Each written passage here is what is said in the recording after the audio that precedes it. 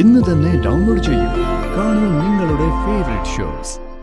കളരിക്കൽ തറവാട്ടിലെ ഇപ്പോഴത്തെ ഏറ്റവും മുതിർന്ന ആളില്ലേ, സരസ്വതി അമ്മ. അവര് കളരിക്കൽ തമ്പുരാന്റെ രണ്ടാം ഭാര്യ.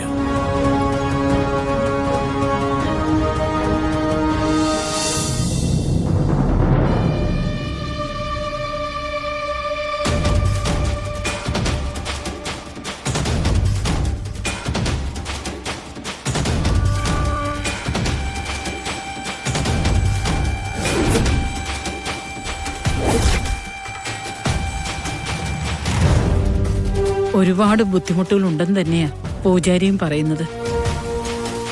ഈ ചരട് ഗാതമോളുടെ കൈ കെട്ടാനുള്ളതാ. ഹോസ്പിറ്റലിൽ പോയി സിത്താരിയോ സിനിയോ അറിയാതെ ഇത് ഗാതമോളുടെ കയ്യിൽ കെട്ടിക്കൊടുക്കണം. അമ്മ വിഷമിക്കാതിരിക്കെ. അമ്മയുടെ സങ്കടവും പ്രാർത്ഥനയും ഈശ്വരൻ കാണുന്നുണ്ടല്ലോ. ഹോസ്പിറ്റലിൽ എത്തുമ്പോ അതിനൊരു വഴി ഈശ്വരൻ കാണിച്ചു തരും. എന്നാ ഞാനൊന്ന് പോയിട്ട് വരാം. ചില സമയത്ത് മനസ്സിന്റെ നിയന്ത്രണം പോലും നഷ്ടമാകുമെന്നെന്താ. പറഞ്ഞിട്ട് കാര്യമില്ലല്ലോ അമ്മേ. തലയ്ക്ക് മുകളിൽ അത്രയും ഉഗ്രശക്തിയല്ലേ. തടയാൻ പ്രാർത്ഥന മാത്രമേ ആയുധമായിട്ടുള്ളൂ. അമ്മ ഇന്ന് ഹോസ്പിറ്റലിലേക്ക് ഇല്ലേ?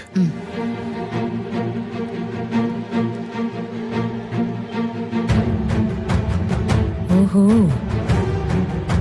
അത് മടിയിൽ വെച്ചോളൂ.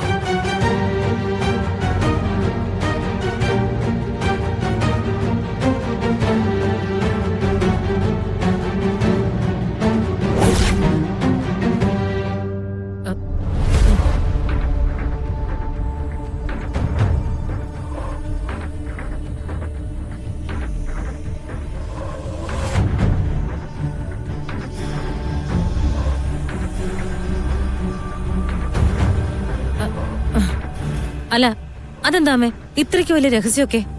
അത് നീ അറിയണ്ട. നവീന്റെ ബിസിനസ് കാര്യങ്ങൾ ഞാൻ അറിയണ്ടെന്ന് പറഞ്ഞ അതിലൊരു കാര്യമുണ്ട്.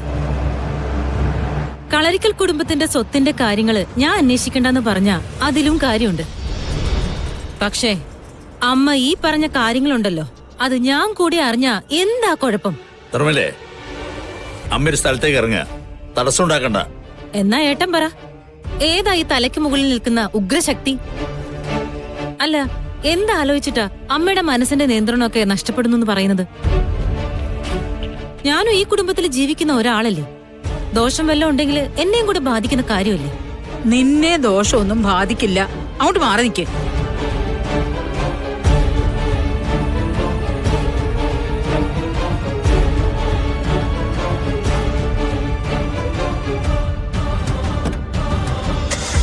പോയിട്ട് വരും.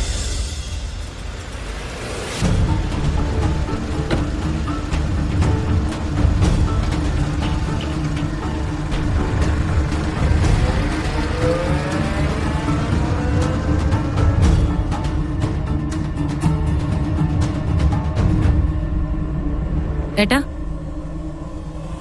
കളരിക്കൽ തറവാട്ടില് ആരും അറിയാത്ത ചില രഹസ്യങ്ങള് ഏട്ടനും അമ്മയും സൂക്ഷിക്കുന്നുണ്ടല്ലേ? ഈ കുടുംബത്തെക്കുറിച്ച് എന്തറിയാൻ നിർമ്മലേ? നിന്നെ സംബന്ധിച്ച് സമ്പന്നമായൊരു തറവാട്, സൗകര്യങ്ങൾക്കൊരു കുറവില്ലാത്തൊരിടം, നിനക്കും നിന്റെ ഭർത്താവിനും മകൾക്കും തന്നിഷ്ടത്തിന് ജീവിക്കാവുന്നൊരു മേഖല. അതിനപ്പുറത്തേക്കൊന്നുമില്ലല്ലോ. ഏത് കുടുംബത്തിലും അത് നടത്തിക്കൊണ്ടുപോകുന്നവരുടെ ഉള്ളിലൊരു തീയുണ്ട്. വെറും കാഴ്ചക്കാർക്കത് മനസ്സിലാവില്ല.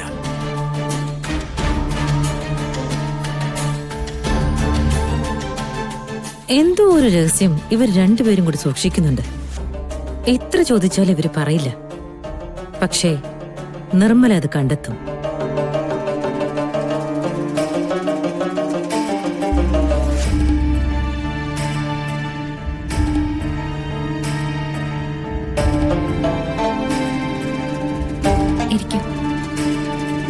ആരാ ഇത്? കളരിക്കൽ തറവാട്ടിലെ പഴയ കാര്യസ്ഥന്റെ മകനാ. ഇരിക്കും. ഇദ്ദേഹം മാഡത്തെ കാണാനാ വന്നിരിക്കുന്നത്. എനിക്ക് മനസ്സിലായില്ല. ഇതേതാ ഞാൻ വിളിപ്പിച്ചതാ.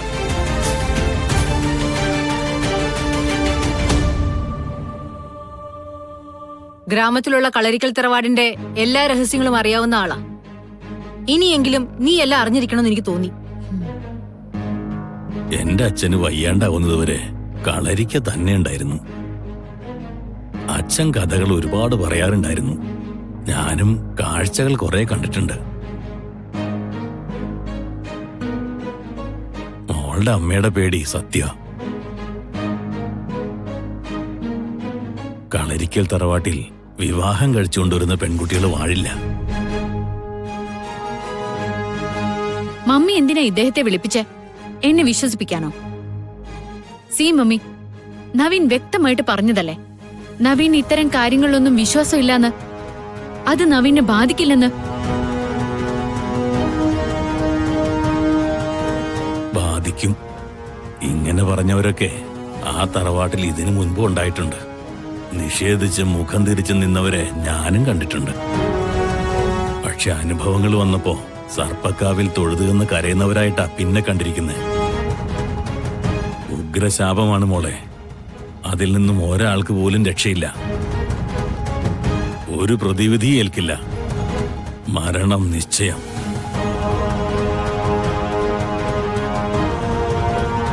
പറഞ്ഞു പേടിപ്പിക്കാൻ എളുപ്പം, അല്ലാതെ തെളിവൊന്നുമില്ലല്ലോ.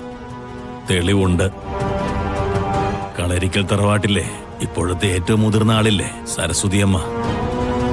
അവര് കളരിക്കൽ തമ്പുരാന്റെ രണ്ടാം ഭാര്യ.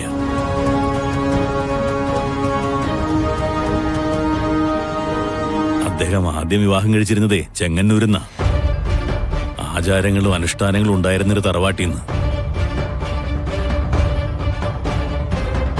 അവരുടെ ഭക്തിയും നന്മയുള്ള പ്രവൃത്തിയൊക്കെ ശാപത്തിൽ നിന്നും അവരെ രക്ഷിക്കുമെന്നായിരുന്നു കുടുംബം ഒന്നടങ്കം വിശ്വസിച്ചിരുന്നത്.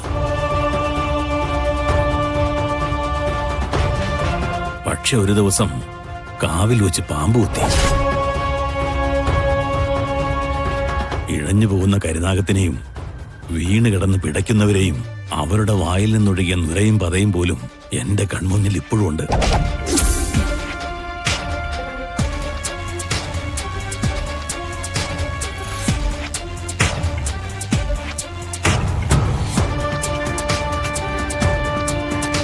അതിനുശേഷമാണ് സരസ്വതി അമ്മ അങ്ങോട്ട് വരുന്നത്. ശാപം അടുത്ത തലമുറയെയും വിട്ടില്ല. ശാപം മറച്ചുവെച്ച നന്ദഗോപാൽ വർമ്മയുടെ വിവാഹം നടത്തുന്നത്. പക്ഷേ നവീനെ പ്രസവിച്ചതിന് തൊട്ടു പുറകെ അവരും പോയി.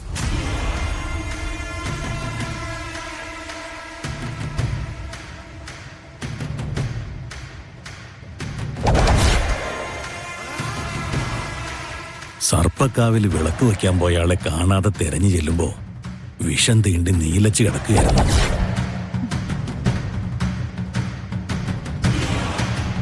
അങ്ങനെയാണ് നന്ദന്റെ രണ്ടാം ഭാര്യയായി സുമിത്ര വന്നത്. സിറ്റിയിലേക്ക് മാറാനുള്ളവരുടെ തീരുമാനം തന്നെ ഈ ശാപത്തിന്റെ പേടിയാ.